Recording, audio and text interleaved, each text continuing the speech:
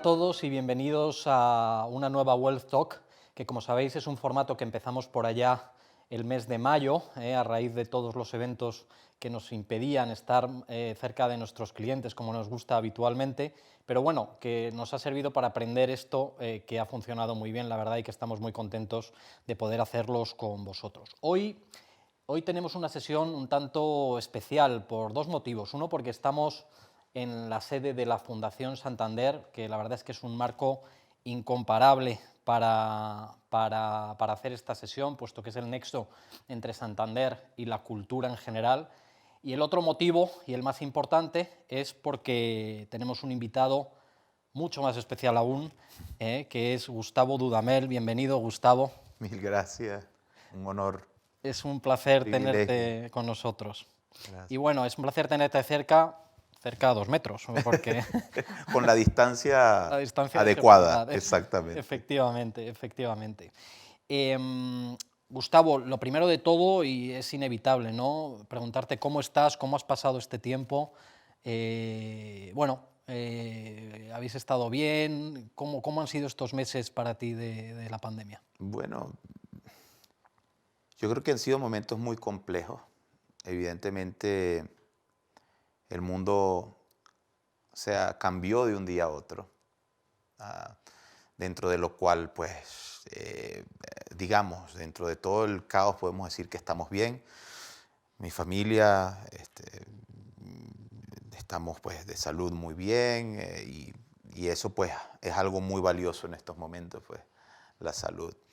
Con respecto pues al aspecto pues creativo, laboral, pues sí, he estado trabajando muchísimo, sobre todo desde casa, o sea, reinventándome, porque como bien sabes soy director de orquesta y, y eso implica estar rodeado de muchas personas, con lo cual no es lo aconsejable o no era lo aconsejable en el primer momento. Y pues yo creo que ha sido un momento mucho de reflexión, de ahondar en muchas cosas, sobre todo mirar lo que ya había hecho, y verlo en perspectiva, porque creo que vivimos en una sociedad donde todo sucede muy velozmente y no nos damos cuenta de lo que sucede. Por lo menos en mi caso, dirigir un concierto, descansar un día, dirigir otro repertorio, descansar, viajar. Entonces ha sido como un espacio de reflexión profunda, y me he encontrado con cosas maravillosas, me he encontrado con cosas que he querido transformar durante este tiempo, y que bueno, cuando vuelvan pues los nuevos tiempos, que esperemos que sean mejores, pues las desarrollaré. Fenomenal. Una pregunta sobre esa, porque nosotros en el primer momento que salimos todos corriendo de la oficina y tuvimos que organizarnos para trabajar en casa, bueno, pues había cosas que las teníamos pensadas, pero cosas que no, ¿no? Y hubo que preocuparse de que la gente tuviera pues sus ordenadores en casa, los teléfonos, los elementos para poder trabajar y tal. ¿Tú tenías todas las cosas que necesitabas para hacer todo eso? ¿Cómo funcionó aquello? A ver, mira, yo con mis libros soy feliz. Ujú. O sea que sí estuve rodeado pues de las cosas que necesitaba, esencialmente. Ahora, emprendí proyectos que nacieron Así. de esta terrible situación, y que me hicieron darme cuenta de que no tenía muchas cosas. Lo primero, una computadora. No tenía una computadora. Creo que tengo, o sea, el teléfono y un iPad muy viejo que tenía yo por ahí, que apareció. Pero requería una computadora para un proyecto que hice, de radio, y pues me lo enviaron todo. O sea, no tenía micrófonos, no tenía todos estos pocos elementos. Pero lo esencial lo tenía. Tenía pues de alguna manera la familia conmigo, y pues mis libros, mis partituras que me, que ¿Qué es me, lo que que me te acompaña? acompañaron y me siguen acompañando. Fantástico, fantástico. No, es bueno saber que conseguiste que la música siguiera teniendo el pulso ahí y siguiera latiendo, ¿no? Mm. Todo el mundo te conoce con tu faceta de director, sin duda, ¿no? Y bueno, nuestros clientes han expresado muchísimo, muchísimo interés por esto y por ti. Pero me gustaría saber un poco más de ti como persona y de tu historia, ¿no? Pues, tú empezaste tocando un instrumento, entiendo. el violín. ¿Cómo son tus inicios, el violín? Sí, yo vengo de una familia musical. Mi padre es trombonista. Tengo un tío también que toca muchos instrumentos, toca el cuatro, la guitarra, el arpa criolla, el arpa llanera.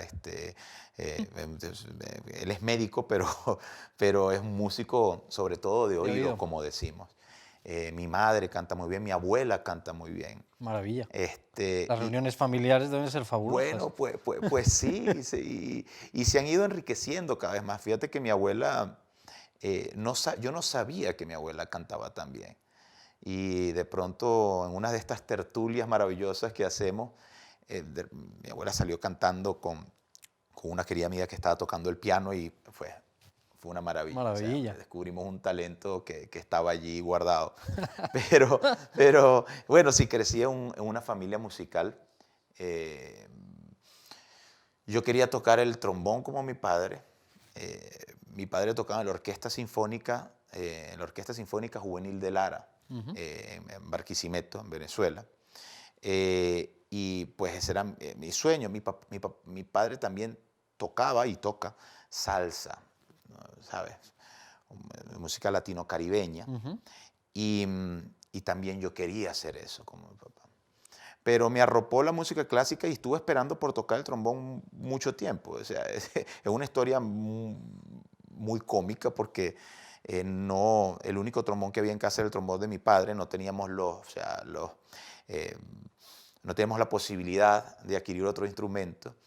Y el trombón me quedaba muy grande, o alguien soplaba y yo movía la vara, o O sea, al revés. aquella cosa fue pues mi realidad por mucho tiempo. Estudié mucha teoría, estudié el solfeo, la armonía, el contrapunto, historia de la música, hasta que llegué al violín. Porque mis compañeros, la mayoría de mis compañeros de clase con los cuales había comenzado yo a estudiar, ya estaban estudiando instrumento y tocaban la mayoría violín. Había que si un corno, una trompeta, pero la mayoría tocaba violín. Entonces yo pensé, o sea, quizás el violín, porque voy a estar con la mayoría de mis compañeros con que puedo pues, jugar o puedo salir. Y así fue como llegué al violín, me enamoré del instrumento y allí avancé naturalmente con el violín. Y Instrumento ahí, difícil, ¿eh? Para un niño. es un instrumento bastante complejo porque llegar a producir un buen sonido en un violín es bastante complejo. No es como el piano que lo puedes tocar y bueno, pues Suena. ya tiene un sonido. Pues. O sea, aparte que pues, no le puedo quitar pues, El la mérito. dificultad, el Está mérito claro. al piano, pero el violín tiene una complejidad un poco Está claro, sí, sí. más Yo he amplia. visto, o sea, de que le das una tecla y suena, y en el otro hay que poner el dedo en el El sitio dedo y el exacto, arco, y sobre el todo, el arco, sonido del y no arco. hay marcas y tal. Yo que No, chapurreo la guitarra, esto de no tener trastes me cortocircuita. exactamente. Y a partir de ahí, ¿cómo fueron las cosas? ¿Empezaste con el violín? Mira, yo comencé en el violín y avancé bastante rápido dentro del grupo donde estaba. Me recuerdo que estaba en la orquesta Iniciación, que se llamaba en ese tiempo. Había una iniciación A, una iniciación B. Pasé de la B a la A muy rápido y lo bonito de donde crecí, del sistema de orquesta, era que inmediatamente que yo avanzaba, yo podía enseñar a los que estaban comenzando. Entonces, inmediatamente, aparte de ser un alumno, me convertí en un profesor Así. inicial.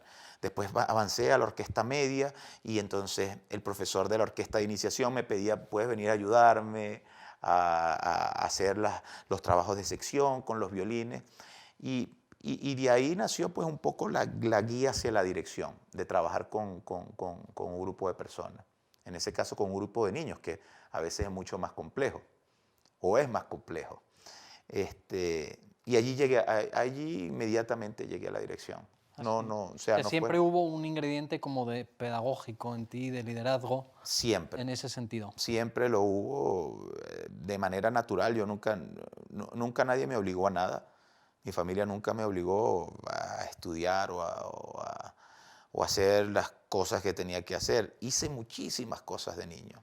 No sé si era hiperactivo, nunca me tengo que sentar con mi familia a hablarlo, pero yo me recuerdo que en el momento que hacía música yo estaba haciendo karate, nadaba, jugaba béisbol, o sea, hacía miles de deportes y practicaba pues el Fíjate, violín y hacía la increíble. música al mismo tiempo. O sea, debería sentarme también dentro de este tiempo a reflexionar sobre aquello, porque hacía muchísimas cosas y me rendía el tiempo. ¿Y con los estudios se compaginaba esto bien? Me compaginaba bastante ¿Sí? bien. Y una cosa no tenía nada que ver con la otra, porque la orquesta no tenía nada que ver con la escuela, con el colegio. Y entonces, pues, allí yo iba a natación, entonces terminaba la noche en el conservatorio, o terminaba la noche en la orquesta y hacía natación primero, o karate, hasta que un día sí dije, Hay que, no, o sea, no da más el no, día. no, o sea, he hecho de todo, llegué hasta, creo que fue a una cinta marrón y le dije a mi abuela, mira, hasta aquí llego yo, esto era un niño todavía. Y, y mi juego favorito era dirigir, o sea, mi abuela me regaló una batuta y, y comencé a dirigir en casa ¿Ah, las sí? grabaciones. Comenzó a salir una colección de CDs en aquel tiempo, de música clásica, muy buenas grabaciones, y comencé a dirigirlas yo todas. ¿En serio? Bueno, comencé con los LP. Había un LP creo que era de la Sinfónica de Chicago con Barenboim dirigiendo, algunas oberturas de Tchaikovsky y lo dirigía. Tanto así lo dirigía y ensayaba que lo dañé. Porque claro, yo ensayaba, yo paraba, decía esto no está bien, lo devolvía, paraba, lo volvía a poner. Imagínate la Lo pobre aguja desgastaste, lo y el, y dejaste el hecho polvo. pobre. Además se desgastaban los vinilos, claro. Pero tuve bastante práctica con las grandes orquestas. Yo siempre le digo a todas estas orquestas que dirijo ahora que los dirigí de niño a todos y los ensayé y los regañé bastante. Qué bueno. Entonces, bueno, yo creo que ha sido un camino muy, muy natural. Y porque luego además tú fuiste bastante precoz en todo esto, ¿no? Con 28 años empezaste a dirigir la Filarmónica de Los De Los Ángeles. Ángeles, yo debuté con la Filarmónica de Los Ángeles a los 24. 24. Y 3 años después, 2 años después, me nombran director designado. Ajá. A los 26 y a los 28 asumí la dirección de la orquesta. Pero previamente, pues, yo gané el concurso Mahler en Bamberg, en Alemania. Estuve con Simon Rattle en Berlín, aprendiendo muchísimo, con Claudio Abbado, con Barenboim. También, pues, tuve una escuela maravillosa junto al maestro Abreu y mis compañeros del sistema de la Orquesta Simón Bolívar. O sea que con los cuales aprendí prácticamente a dirigir, con mis compañeros en Barquisimeto de la Orquesta Juvenil, de la Orquesta de Cámara Amadeus, que con muchos me encuentro alrededor del mundo. Y claro, desde los 11, 12 años yo estoy dirigiendo. O sea que no, Es buenísimo sí, no, no. lo del disco. Sí, bueno, pero lo del disco es cuando tenía 8. Ah, A todavía. los 11, 12 yo Ya estabas comencé a dirigir dirigiendo de propiamente verdad. una orquesta, sí. Wow. Y le agradezco sobre todo a mis compañeros, que, de los cuales aprendí pues a dirigir. Maravilla.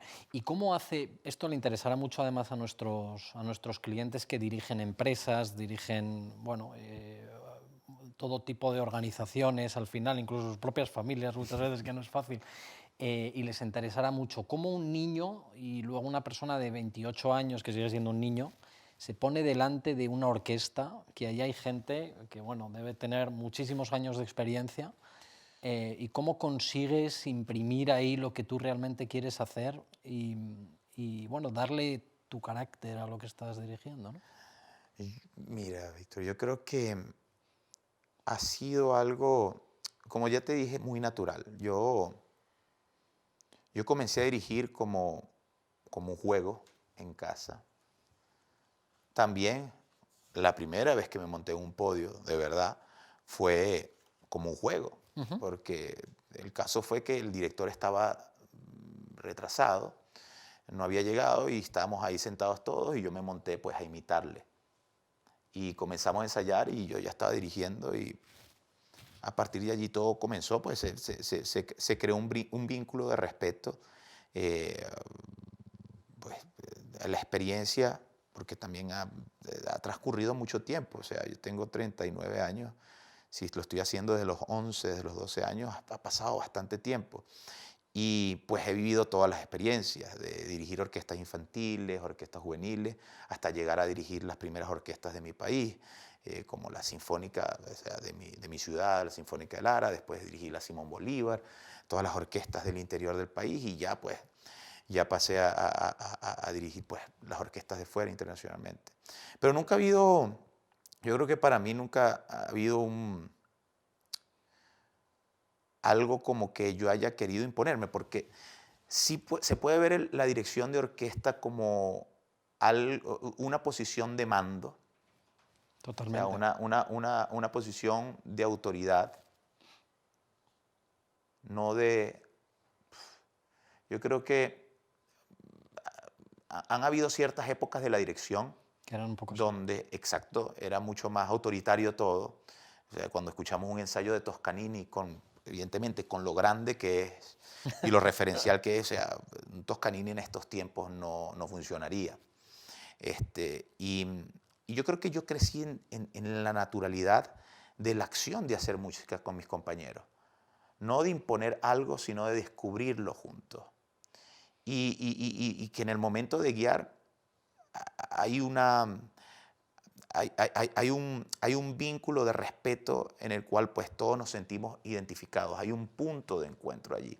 Y eso es lo que es la forma en la que yo hago música, tanto con una orquesta juvenil como con la Filarmónica de Los Ángeles o con la Filarmónica de Viena o la de Berlín. O sea, es por eso que yo creo que la relación que yo tengo con las orquestas con las que trabajo es de un respeto, pero también de una amistad y de una creencia entre cada uno de nosotros, pues, porque creo que es la forma en la que podemos hacer algo especial. No sé, no lo concibo de otra manera. No, pero hay muchos paralelismos con el mundo empresarial Ujú. ahí, ¿eh? Porque hay líderes también de los dos tipos. Siempre dicen que los más exitosos van por este camino, pero tú transmites, yo no soy un experto ya me gustaría ser un experto en música clásica, me gusta mucho, pero cuando yo te he visto, tú transmites mucho, siempre cuando sales a saludar después, etcétera, siempre estás insistiendo mucho en que saluden los músicos, los Claro. traes mucho hacia la gente, les Eh, pides otra vez que se Pero es levanten. que es básico, porque, a ver, si yo me paro ahí solo en el podio, sin ellos, y muevo la batuta, la gente va a salir corriendo en el primer minuto, porque van a pensar qué está haciendo este loco ahí parado. O sea, moviendo los brazos y no está sucediendo nada. O sea, en esencial, pues, es la música que estamos haciendo y los músicos que tocan esa música. Es una realidad, porque yo fui un músico de orquesta. Yo estuve sentado en un atril y así fue como aprendí yo a dirigir también, sentado en la orquesta, viendo al director, sabiendo pues la importancia que era la interacción entre cada uno de nosotros, la conexión con el director, todo ese tipo de cosas. Yo creo que de otra forma yo no lo concibo. Quizás pues hayan colegas, hayan otros directores que lo conciban de cierta forma y pues y es válido. Pero mi forma de hacer música tiene que ver mucho con, con- con profundizar pues, en el pensamiento, pero también pasarla bien ¿sabes? Y entender ese tiempo que, que es tan importante, el hecho del ensayo, el hecho del performance, del concierto como tal, que es un momento mágico y que lo llevamos siempre con nosotros eternamente, pues sea cuando sea. Totalmente. Pero realmente tú ahí, yo, bueno, un poco por tu perfil, seguramente cuando te digo estas cosas así, pero tú, lo primero, transmites muchísima pasión y entre esta forma de dirigir y la pasión que tú le pones, y no sé si el personaje también, por lo joven que eres, de dónde vienes, etcétera, pero al final tienes ahí un cierto magnetismo que hacen un poco lo que Bueno, eres. ya no tan joven. Hombre, Fui, ya lo creo. O lo que has fui, sido, pero fui un director, fue una promesa de la dirección. Eh, fue, Fui joven, evidentemente, porque es que comencé muy joven. O sea, realmente era un niño cuando comencé. Y cuando comenzó todo esto, pues, de dirigir las grandes orquestas, estaba jovencito, pero ya ya pintan canas en mi cabello, o sea que eso no, eso es como Eso yo creo que te las pones para que te tengan más respeto los demás. No, me recuerdo que cuando dirigí el concierto de Año Nuevo Sí, con la Filarmónica de Viena, y aquello claro, fue espectacular. que es un privilegio, tú sabes, que sobre todo para los directores con una trayectoria, con orquesta, bueno, y dentro de toda la historia, que haya sido el más joven, pues sí, pero en el primer ensayo yo les digo, al menos esperaron que tuvieran unas canas en mi cabello para justificar que es para un director, pues. Eh, pero no, creo que sí, yo creo que cuando yo gané el concurso, Mahler fue como una puerta que se abrió de alguna manera para una nueva generación de directores, donde pues tengo muchos compañeros, eh, hay muchos grandes directores en grandes posiciones, jóvenes, que creo que eso fue el momento como que abrió la puerta para un nuevo periodo de la dirección y una nueva generación. Y, y pues sí, era joven, pero yo nunca me gané el respeto a través de la imposición No, de no, las está claro. cosas. Me lo ganó en sí. Mira, yo fui a dirigir, un día yo recibí una llamada de Zubin Mehta. Eh, yo tenía 23, 24 años y recibo una llamada, pues era un mensaje de voz que decía, hi, o sea, hola, soy Zubin Mehta y quisiera que me reemplazaras en la Filarmónica Israel. Fíjate. O sea, me llamó él directamente a mí para pedirme pues, que lo reemplazara con la quinta de Mahler, o sea, que es una obra fuerte del repertorio de la orquesta y de Mehta. Pues. Y, y pues yo era un muchacho de Venezuela, venía yo por allá de acabar de ganar un concurso y me voy a Israel. Yo me recuerdo que al principio, en las carteleras donde ponen pues el cronograma de ensayos y todo esto, ponían, y después de esto, ¿qué? O sea, me contaban los músicos, pues, porque todos estaban completamente escépticos De que consiguieras. que iba a suceder. Además, con un repertorio como el que, o sea, y que no se cambiara, pues, para que se adaptara a un joven director. Y me recuerdo que después del primer ensayo, o sea, después de comenzamos el primer movimiento, ataca el segundo movimiento, después paraba, hicimos una pausa, trabajé y todos los músicos se acercaron y creamos un vínculo inmediatamente. O sea, yo creo que el músico también se siente identificado sin que hable, porque también la dirección de orquesta es una comunicación no verbal. Claro. También hay, Sí, sí. hay una cuestión, digamos, espiritual, física, intelectual, no sé o sea, cómo definirla, pero hay una conexión que va mucho más allá de la comunicación verbal que hizo que los músicos nos conectáramos. O sea, pues esto quiere decir que desde muy joven he tenido la dicha de crear esos buenos vínculos, sin ningún tipo de imposición, sin ningún tipo de ego, porque eh, no creo que haya, en el camino, no creo que haya habido algo de eso porque siempre ha sido algo completamente, lo sigo diciendo, natural. No, desde fuera no eres muy sospechoso de esto, tú, ¿eh? No, realmente, al menos no lo transmites No, para nada. no lo Es siento más así. bien lo contrario, es lo que nos gusta a todos de verte. Déjame que cambie aquí marchas un poquito. Además de todo lo que has conseguido en el mundo de la música, también hay una labor social por ahí, que no sé si la conocen bien todos los que nos están escuchando, pero tenemos ahí la Fundación Gustavo Dudamel. Me encantaría que nos contaras un poquito a qué se dedica, qué tipo de proyectos hacéis, Bueno, etcétera, etcétera. y como, como tú sabes, y bueno, les cuento un poco mi historia. Yo crecí al lado de una persona pues, única en el mundo, que ha sido fundamental en mi vida, no solamente profesional, sino también personal, que es José Antonio Abreu, el maestro Ujú. José Antonio Abreu. El maestro José Antonio Abreu creó un proyecto a través de la música, de rescate social, de transformación social, que es donde yo crecí, que es el sistema, que es donde, pues, que involucra a la Orquesta Simón Bolívar, todas las orquestas juveniles, infantiles y, digamos, profesionales del país, pues, eh, han nacido del proyecto del maestro. Y, pues, estar al lado de él, crecer al lado de él me, me abrió esa vena, pues, de concebir, de entender, pues, el arte, la cultura como una herramienta de transformación social. Eso, pues, con eso he crecido y, y desde el principio, desde que yo, pues, comencé a dirigir internacionalmente, eso ha sido un objetivo para mí. A partir de allí, pues, una de mis prioridades cuando comencé a dirigir la Filarmónica de Los Ángeles fue crear Yola.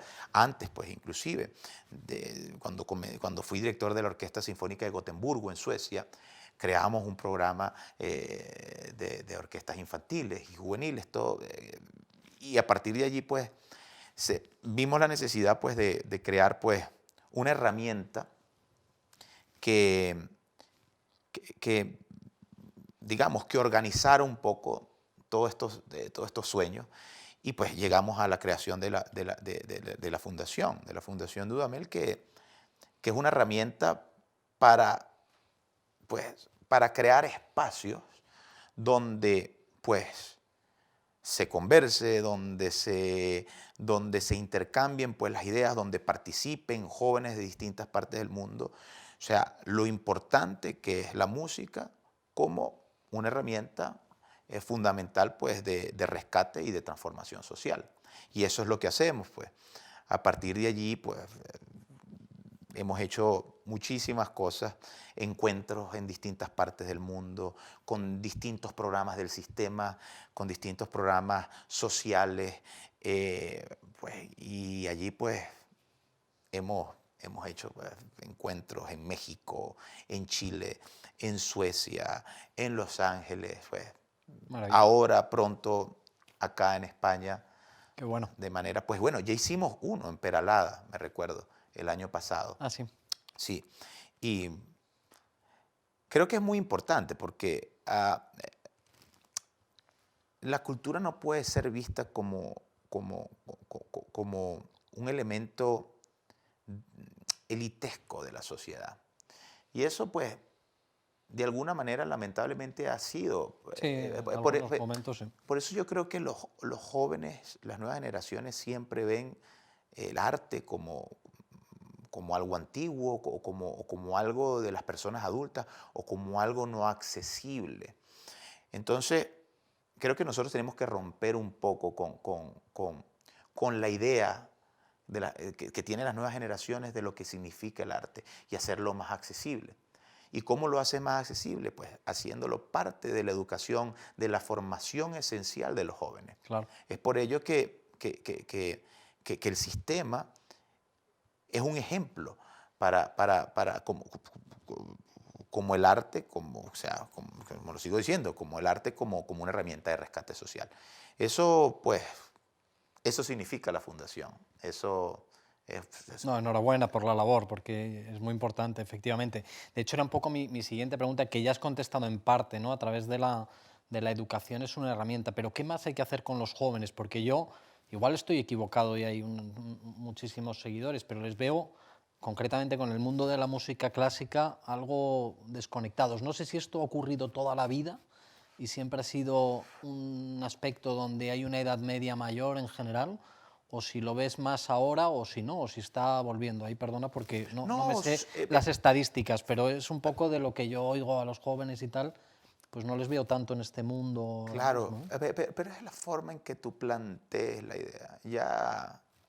Ya comenzando con el término clásica, ya es un clásico, Efectivamente, ¿verdad? totalmente. Ya ahí lo colocamos en un sitio pasado, Ujú, que es verdad, que tocamos música del pasado pasado, ujú, ¿verdad?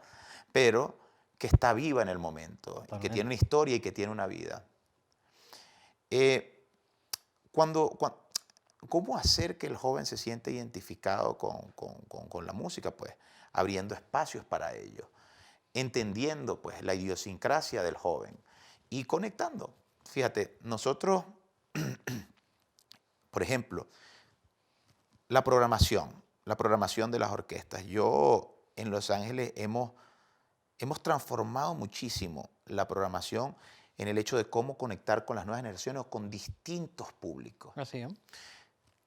Cuando nosotros celebramos eh, el año centenario de la orquesta, yo dije, mira, aquí tenemos que hacer una gran fiesta que involucre a todos, que involucre pues la identidad de esta ciudad, que involucre pues lo que ha significado la música, la música académica, la música clásica, porque algún día tendremos que transformar o darle otro término a la música clásica para que tenga, pero ya eso es otra conversación porque ya eso son Para aguas que no más, suene, para que no suene antiguo. exacto, pero sigamos pues nombrando la música clásica. Hacemos nuestro repertorio y pues llamemos a nuestros amigos que están aquí. O sea, nosotros hicimos un gran concierto con Herbie Hancock, que es una leyenda del jazz, con Katy Perry, Maravilla. ¿sabes? Tocamos la suite del Pájaro de Fuego, estrenamos una obra de un compositor venezolano, Paul de Sen, y pues tuvieron involucrados pues, las distintas manifestaciones culturales de lo que es Los Ángeles. Los Ángeles es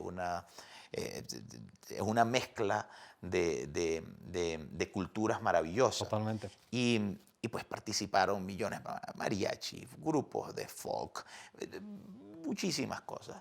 Claro, cuando la gente ve que no hay límites, no hay fronteras, no hay muros que separen la música, la gente se siente identificado. Totalmente. ¿Entiendes? Entonces tú dices, bueno, pero mira, ahí está Katy Perry con la Filarmónica de Los Ángeles. O ahí está Chris Martin tocando con la Filarmónica de Los Ángeles. Hicisteis también Chris Martin. Con ¿Sí? Chris Martin hicimos una Sí, lo gala. vi, es verdad, os mandé, es verdad, es verdad. Hicimos Una una maravilla, gala. sí, sí. O sea, tratar de que la gente vea que, de las nuevas generaciones vean que no hay. Y si tú ves cómo ha cambiado el público en Los Ángeles, es enorme. No tiene nada que ver. No tiene nada que ver.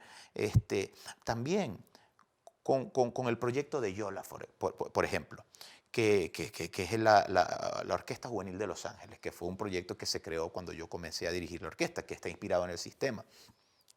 Nosotros muchas veces pensamos, bueno, la comunidad tiene que venir a nosotros.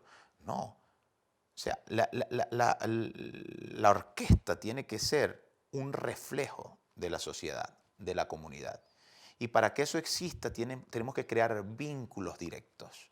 Tenemos que ir nosotros a la sociedad, a la comunidad, para que ellos entiendan, para que ellos entiendan que somos una cara de la cultura. Somos una cara pues, de lo que significa. Y a partir de allí, pues, la gente se siente identificada y lo siente como suyo.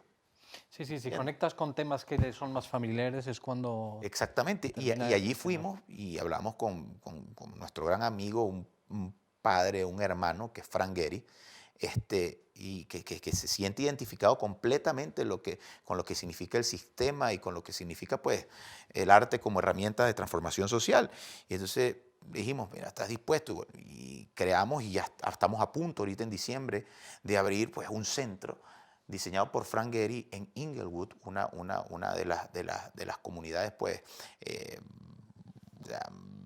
más vulneradas de Los Ángeles, del área de Los Ángeles, donde va a haber un centro para los jóvenes de la comunidad, donde puedan hacer música, donde puedan desarrollar su... Entonces, vamos a la comunidad. A partir de allí, esa comunidad va a venir hacia nosotros y vamos a ir todos juntos caminando.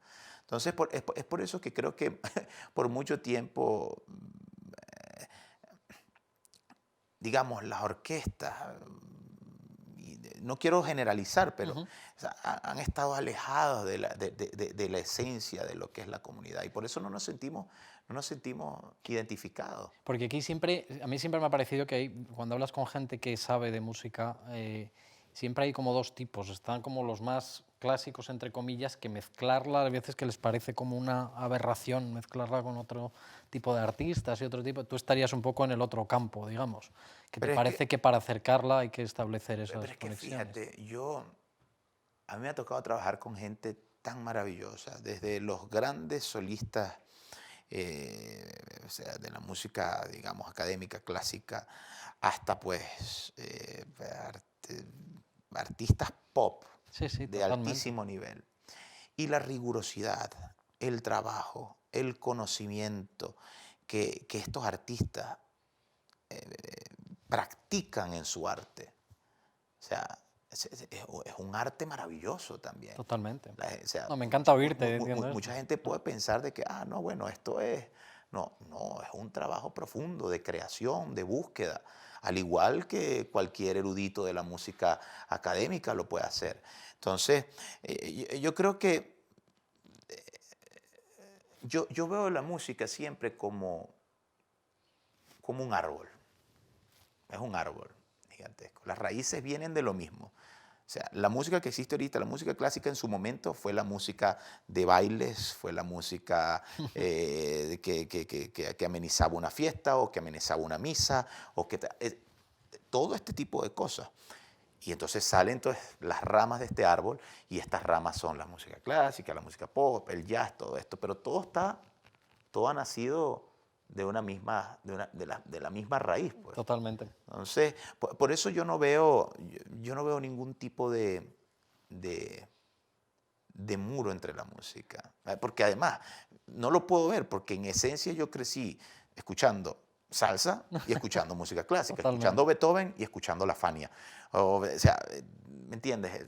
No, me encanta, yo creo que funciona. De hecho, cuando vas a ver a alguien, me recuerdo yendo al Real con unas personas que no les era muy familiar el mundo, y digo, oye, vamos a ver a Gustavo Dudamel, que es toda una eminencia, claro, ellos no conocían tampoco, y entonces ya empiezas a ver, este señor tiene un Grammy, y ya levantaban las orejas, y ha actuado en la Super Bowl, y ha hecho estas, y entonces empiezan a conectar, y luego, claro, salieron de allí entusiasmados, y a partir de entonces pues se convirtieron en los fans número uno.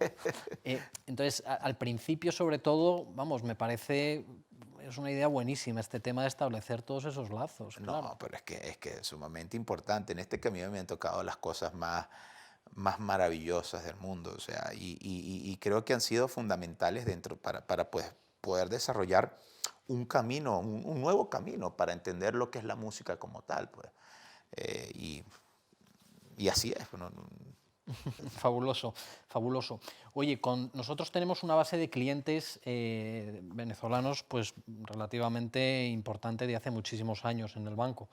Y no puedo evitar preguntarte un poco cuál es tu perspectiva sobre la situación de tu país, un poco qué perspectiva futuro le ves, cuál es tu opinión de ello. Bueno, mira, o sea, es claro que mi país, el mundo en general, pero hablemos específicamente de mi país, vive un momento de una complejidad, de una crisis política, social, económica, pues, terrible. Y,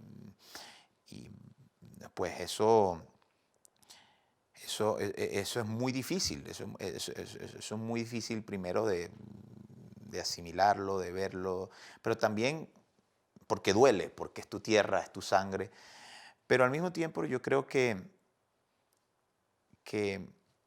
yo, fíjate, yo siempre me he mantenido optimista, inclusive en las más complejas situaciones que yo haya vivido, pues tanto en lo personal o sea, como digamos, lo externo, pero que está directamente conectado, Sí, siempre he sido muy optimista. Y yo creo que evidentemente vamos a salir de esta crisis. Eh, no sé cuánto tiempo pasará, yo espero que no pase tanto tiempo, porque al final el que sufre es el pueblo, lo que sufre es la comunidad que está allí esperando por una solución que no llega, no llega. Y yo creo que todo parte por el entendimiento, para mí, es mi percepción, y cada día me doy más cuenta de eso porque es lo que practico con la orquesta. Cuando haya un entendimiento de las reales necesidades de la comunidad, de la gente, cuando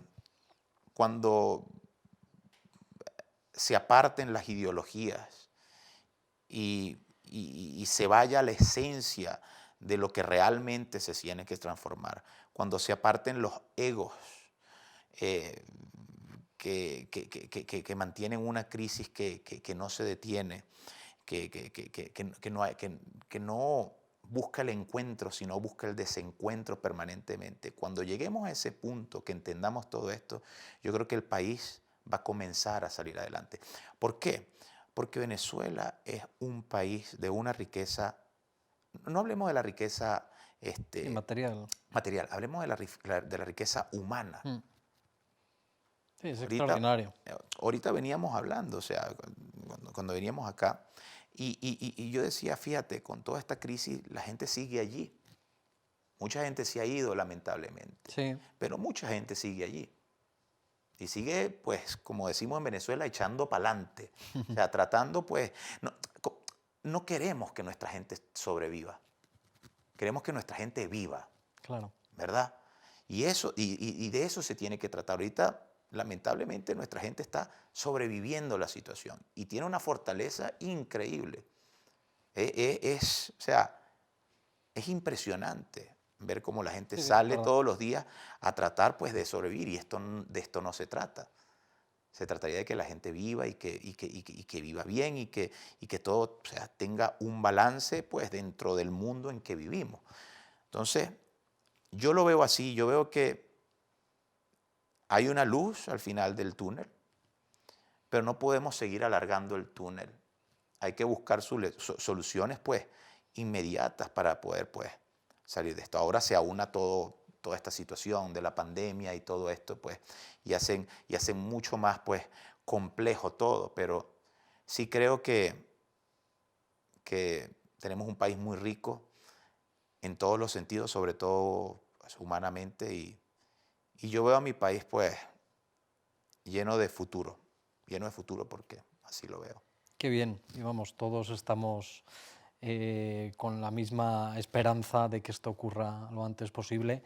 Y no puedo estar más de acuerdo que la calidad humana de los venezolanos, los que están fuera, los que están dentro, yo desde luego todos los que conozco, es extraordinaria y no te dejan nunca indiferente. O sea que seguro que lo sacáis adelante entre No, todos. así, yo crecí, mira, una cosa que es muy, muy hermoso y yo lo considero como una gran riqueza, como digamos, uno de los tesoros que yo guardo en mí, pues, es el maestro Abreu.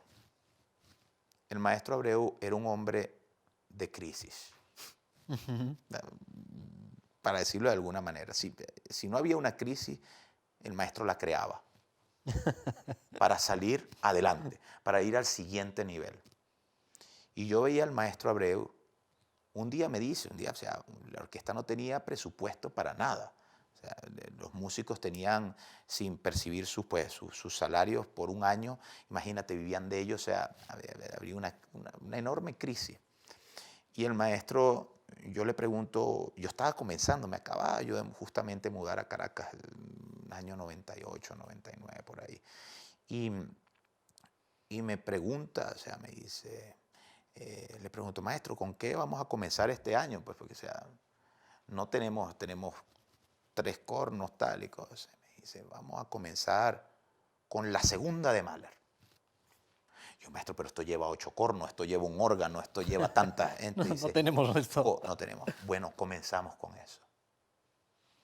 Y lo hacíamos y sonaba Maravilla. y salíamos adelante con lo poco que teníamos. Hasta que, pues, pasa el tiempo y veíamos, pues, que podíamos hacer una octava de Mahler no solamente con 200 músicos, sino con 1500, con 1600. O sea que visionario hay que ser. No nos podemos detener. Totalmente. Ante las crisis no nos podemos detener. Las crisis son oportunidades de crecimiento. Y así, pues, crecimos en el sistema y eso para mí es una convicción, pues. Totalmente, vamos, completamente de acuerdo. La actitud siempre hay que tenerla. Nos estamos quedando sin tiempo, pero me gustaría hacerte 2 o 3 preguntas que nos llegan de las personas que nos están viendo, de los clientes y amigos que están. Entonces, la primera es, ¿cuáles son tus compositores favoritos? Wow. ¿Y cómo eliges los repertorios?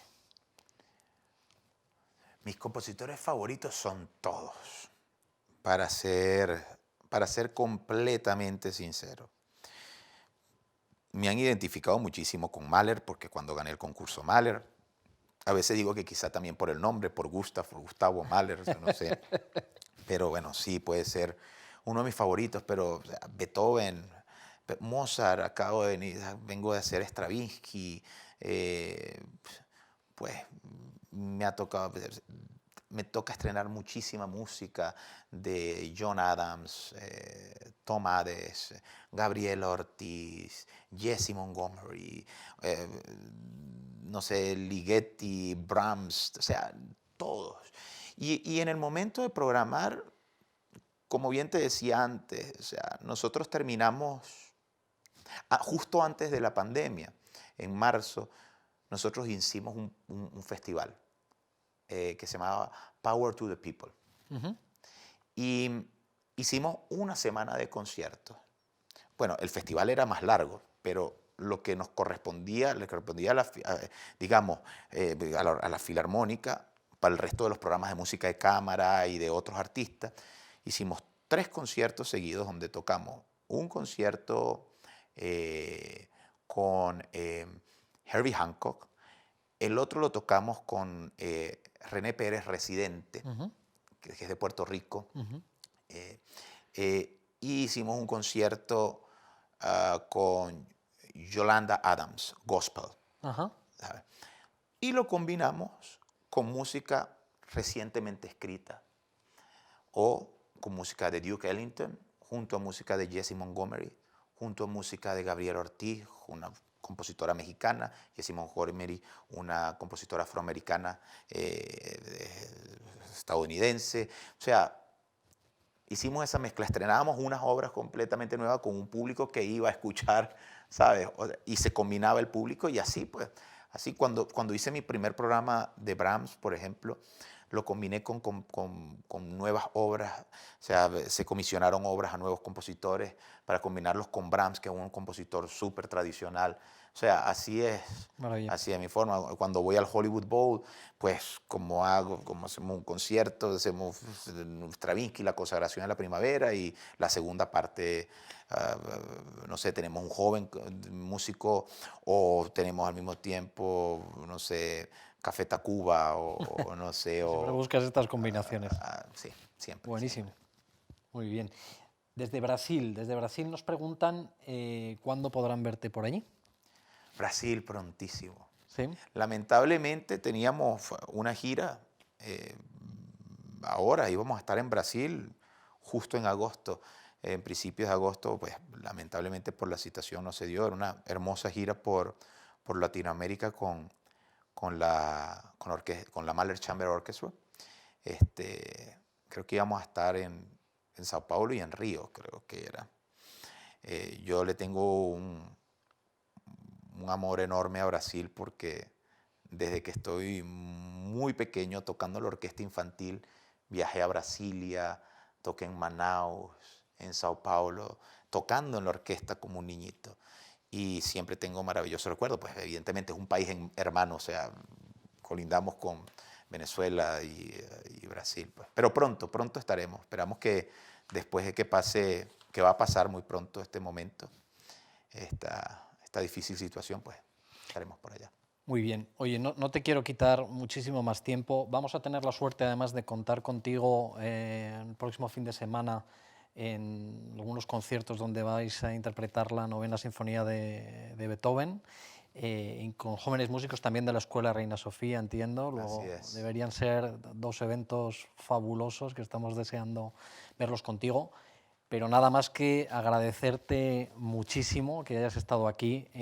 Bueno, yo creo que la verdad es que ya no sé qué más vamos a hacer en estas charlas, porque yo creo que deberíamos dejar esta como la última, porque No, no, no sé no. cómo lo vamos a mejorar ya después de ti. Pero No, de verdad, muchísimas gracias no, mil por gracias a estar ti, mil con gracias. nosotros. Gracias a ti, a Santander y pues estamos agradecidos porque también, o sea, la relación con la Escuela Reina Sofía y con mi queridísima Paloma, pues de tantos años, a través del maestro Abreu que también nos conectó, es maravilloso que podamos pues realizar un hermoso proyecto en tan corto plazo y en un momento como este. Va a ser un concierto muy bonito, pues rindiendo homenaje pues a toda la gente que ha estado luchando por esto y a toda la sociedad, pues, porque todos hemos estado No, totalmente. luchando y Cada uno con su batalla. así es. Cada uno con su batalla. Muchísimas gracias, de verdad, Gustavo. Yo, desde luego, allí estaré. Yo también. Eso espero. No, muchas gracias. Gracias a todos por haber estado hoy con nosotros una vez más. Como sabéis, tenéis disponible esta charla y todas las demás en nuestra página web, santanderprivatebanking.com. Y bueno, espero que nos podamos ver pronto. Como he dicho, no sé cómo vamos a superar esto, pero intentaremos traer más cosas buenas. Muchas gracias.